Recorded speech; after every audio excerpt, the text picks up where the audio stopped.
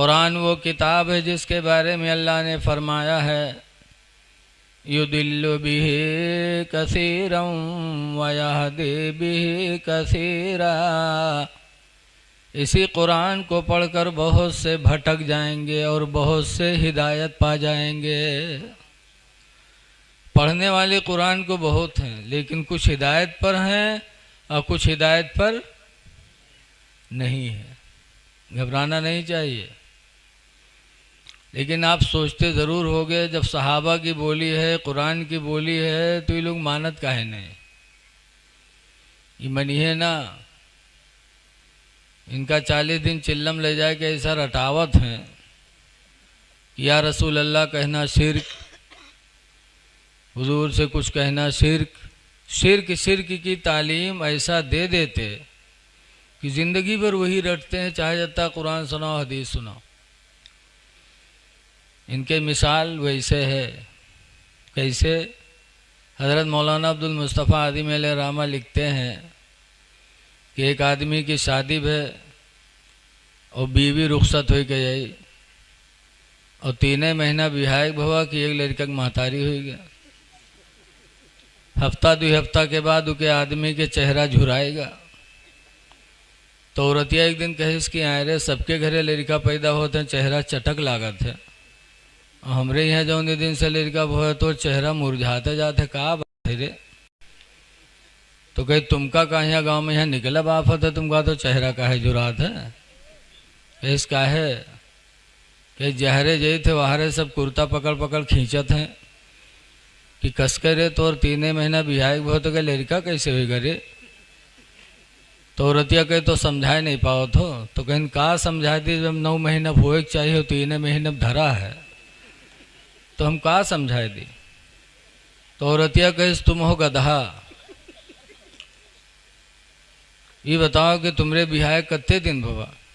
तो कहे 3 महीने भवा। और का कहे सो हमरे बिहाय, कहे हमरे तुमरे बिहाय 3 महीना भवा। कहे सो लड़कवा कत्ते दिन पर पैदा हुआ? कहे वाह 3 महीना भवा। बहुरतिया पढ़े पहाड़ा घर में, कहे सारे 3 महीना तुरे बिहाय भवा, 3 महीना हमरे बिहाय भवा, 3 महीना लड़का भवा, सब 9 महीना नहीं होगी रे। पढ़ाई दी इस पहाड़ा घर में, हाँ कि 9 महीना तो भवा है रे। तब के समझ में आवा कही हाँ यार ये तो 9 महीना भवा है हो। पूरे गांव वाले पर खफा, कहे आप कोनो सार बोल दे तो कोई खैरियत नहीं। सुबह फिर गांव में निकला, फिर कोनो कुर्ता पकड़ खींचिस, कहीस कसकर इधर आ इधर कसकर 3 महीना तुरे बिहाई बहुत के लड़का कैसे हुई करे? बल लड़ीगा उससे। कहीस कहाँ 3 महीना भवा हो? 9 महीना तो भवा है। 3 महीना हमरे बिहाई होगा, 3 महीना मेहरुआ बिहाई होगा, 3 महीना लड़का बहुत सब 9 महीना नहीं होगी। पूरा गांव एक लंग, वो अकेले एक लंग, वो है बक्का जो मेहरुआ रटाए दीस। यही हाल उन लोगों का है कि इस तरह रटा देते हैं कि ज़िंदगी भर वही बोली बोलते हैं। ऐ सुन्नियों, अपने नसीब पर नाज करो कि अल्लाह ताला ने हमको तुमको वो अक़ीदा दिया जो सहाबा का था, तबे ताबीन का था और आला हज़रत का एहसान है कि उनके ज़रिए वो अक़ीदा हमको मिला। आला हज़रत फ़ाज़िल बरेलवी रदियल्लाहु ताला अन्हु आज दुआ तबीज वालिन का देखे हुई हो। आला हज़रत भी तावील लिखते थे। गुजरात से एक साहब आए बरेली तावील लिखवाने, और गुजराती मालदार होते हैं, बहुत बढ़िया मिठाई के डब्बा लेके आए। आला हज़रत को पेश किया, आला हज़रत ने अंदर भिजवा दिया, बिठाला, खैरियत पूछी, फिर पूछे कैसा आना हुआ? कि हज़रत दुकान नहीं चल रही है, कोई तावीज़ लिख दीजिए। तो आला हज़रत ने तावीज़ लिख के दिया और मिठाई का डब्बा अंदर से मंगवा के वापस कर दिया, कहा इसको ले जाओ, क्योंकि तुम आए थे तावीज़ लिखवाने और वो मिठाई का डब्बा तुमने दिया है तो मोहब्बत में नहीं दिया बल्कि उसकी उजरत में दिया है, ले जाओ इसको।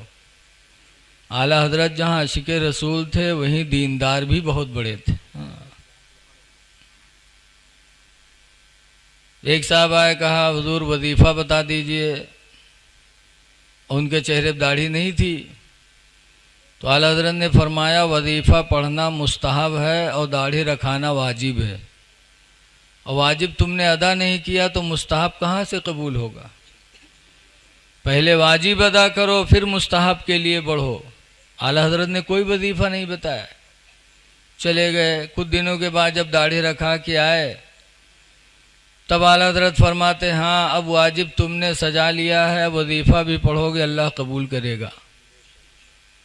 जहाँ इसके रिसालत की दौलत आला हज़रत से मिली है, वहीं दीनदारी भी आला हज़रत से मिली।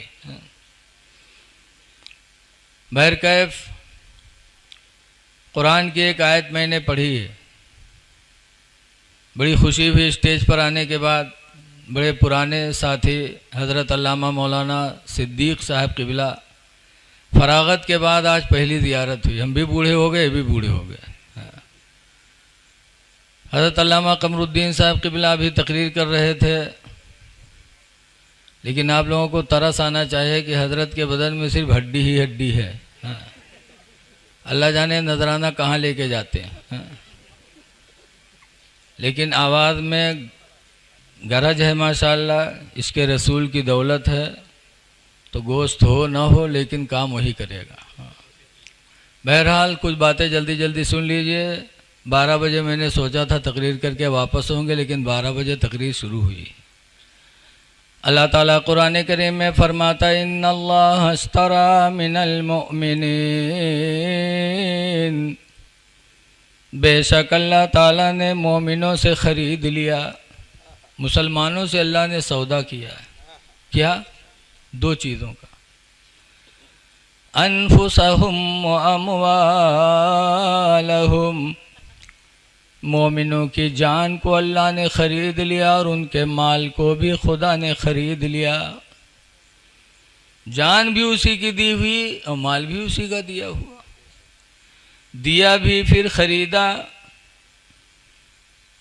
और कायदा है कि जब कोई चीज़ ख़रीदी जाती है तो बदले में कुछ न कुछ दिया जाता। अल्लाह ताला ने जानो माल को ख़रीदा, तो बदले में अल्लाह ने मुसलमानों को क्या दिया है?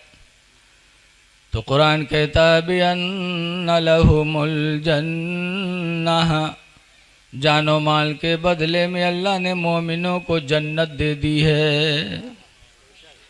जन्नत दी है मोमिनों तुमको।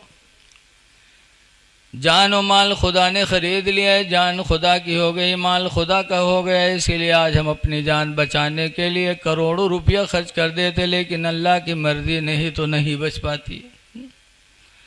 माल भी बचाने के लिए कोशिश करते, माल भी नहीं बच पाता।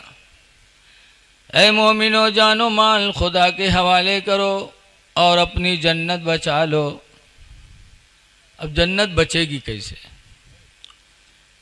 जन्नत बचाने के लिए कोई फोर्स की ज़रूरत नहीं है, दोस्तों की ज़रूरत नहीं है, तलवार की ज़रूरत नहीं। जन्नत बचाना बड़ा आसान है। मेरे पैगंबर फरमाते हैं मन यज़मनु ली, ऐ मेरे उम्मतियों कौन है तुम में जो मुझे ज़मानत दे दे? मुझे ज़मानत दे दे कौन है? किस चीज़ की ज़मानत? अन यहफ़ज़ मा बैन लिह्यैहि, उस चीज़ की हिफाजत की ज़मानत दे दे जो दोनों जबड़ों के बीच में है, यानी ज़बान। कौन मेरा उम्मती है जो अपनी ज़बान को बचाने का हमसे वादा कर ले कि अपनी ज़बान को गाली गलौज, झूठी ग़ीबत, तमाम बुराइयों, बुरी बातों से बचाने का वादा कर ले। एक ज़मानत तो मेरे नबी ने ये मांगी। और दूसरे नंबर पर फरमाया वमा बैन रिजलैहि, और उसको बचाने की ज़मानत दे दे जो दोनों टांगों के बीच में है, यानी शर्मगाह। कौन मेरा उम्मती जो अपनी शर्मगाह को ज़िना, हराम कारी से बचाने की ज़मानत हमको दे दे। हुजूर फरमाते जो मेरा उम्मती इन 2 चीज़ों की बचाने की ज़मानत हमको दे दे, फ़ाज़मनु लहुल जन्नह, तो जन्नत की ज़मानत मैं उसको दे दूँ। पता चला कि जन्नत बचेगी ज़बान बचाने से। ज़बान को बुरी बातों से बचा लो, ज़िना से अपने आप को बचा लो। मेरे पैगंबर का वादा है कि जन्नत तुम्हारी हो गई। ज़मानत मेरे नबी जन्नत की ले रहे हैं, और ज़मानत उसी चीज़ की ली जाती है जो अपने कब्ज़े में होती है। सरकार ने जन्नत की ज़मानत ली, इसका मतलब कि जन्नत मेरे नबी के कब्ज़े में है। इसीलिए आला हज़रत इमाम अहले सुन्नत फरमाते हैं कि तुझसे और जन्नत से क्या मतलब वहाँ भी दूर हो, तुझसे और जन्नत से क्या मतलब वहाँ भी दूर हो, हम रसूलुल्लाह के जन्नत रसूलुल्लाह की। तो ज़बान को बचाओ बुरी बातों से। आजकल बहुत से लोग कहते हैं इतनी मुसीबत मुसलमानन पर परत है, इतनी दुआ मांगा जाता है, अल्लाह का सुनते नहीं है। का माद अल्लाह, अल्लाह सब कुछ सुनता है। ये जगह गए, कुछ लोग खड़े रहे मिलाद में, हम कहें भैया इधर आओ बैठो, कहीं का ही मौलाना साहब मिलाद फाती हम कोनो झस नहीं रहेगा। हम कह अरे माद अल्लाह झस नहीं। आज आदमी अपने अमाल को नहीं देखता। दुआएं क्यों नहीं कबूल हो रही हैं, कभी आपने सोचा? एक बुजुर्ग थे हजरत बाबा फरीदुद्दीन गंजे शकर, बहुत बड़े पीर थे। एक जलसे में तकरीर कर रहे थे तो इनके मुरीद लोग कुछ आए और हाथ जोड़ा, कहा बाबा फरीद बड़ी गरीबी के दिन है, बच्चे फाका करते हैं, बाबा फरीद दुआ कर दो, बड़ी परेशानी के दिन है। पहले मुरीद लोग पीर से मदद मांगने आते थे, अब मामला उल्टा हो गया। अब पीर लोग चले थे मुरीदन पास। सब पीर को नहीं कहेंगे, अल्हम्दुलिल्लाह इस वक्त भी कुछ अल्लाह के नेक बंदे हैं, लेकिन अक्सर पीरन के यही है जब घटी बचलते हैं मुरीदन के दौरा करे। लेकिन बाबा फरीद ऐसे पीर थे, जब मुरीदों ने कहा बाबा हुजूर दुआ कर दीजिए, बड़ी गरीबी के दिन है, बच्चे फाका करते हैं, तो बाबा फरीद ने फरमाया जाओ मिट्टी का ढीला ले आओ। तो मिट्टी का ढीला लेके आए मुरीद। बाबा फरीद ने लिया, वाला दरूद शरीफ पढ़ा, 3 मरतबा कुल वल्लाह पढ़ के फूंक छोड़ा, तो मिट्टी का ढीला सोना हो गया। कह दो सुभान अल्लाह यार। मिट्टी का ढीला सोना हो गया। जब अल्लाह की कुदरत, नबी का मौजिज़ा, वली की करामत सुनो तो सुभान अल्लाह को, कि अल्लाह पाक है, ऐसा कर सकता है, अल्लाह मजबूर नहीं है। मिट्टी का ढीला सोना बन गया। बाबा फरीद ने मुरीदों को दिया, कहा जाओ बेचकर अपनी ज़रूरत पूरी कर लो। मुरीद गए, बेचा, माला माल हो गया। लेकिन उस जलसा में यहाँ बहुत आदमी रहे। एक आदमी देखे तो कहे सरे ये तो सोना बनाना बड़ा आसान ही तो आज पता चला है हो। अव्वल आके दरूद पढ़ो, 3 मरतबा कुल वल्लाह पढ़ो, फूंक छोड़ो, सोना तैयार। मैं मिलाद से उठा और गवा घरे मेहरुआ सोवत रहा है। गवा जगह इसके उठ रही उठ, जब मिट्टी का ढीला लेके आओ। तो चौंकी कहीं सी 12-1 बजे रात के मिट्टी ढीला का करियो, कहीं जल्दी कर, बाद में पता नहीं बने न बने रे, जल्दी कर। तो औरतिया और ताज्जुब में कहिस का बोरो कुछ बताइयो, का बने न बने, का मामला है?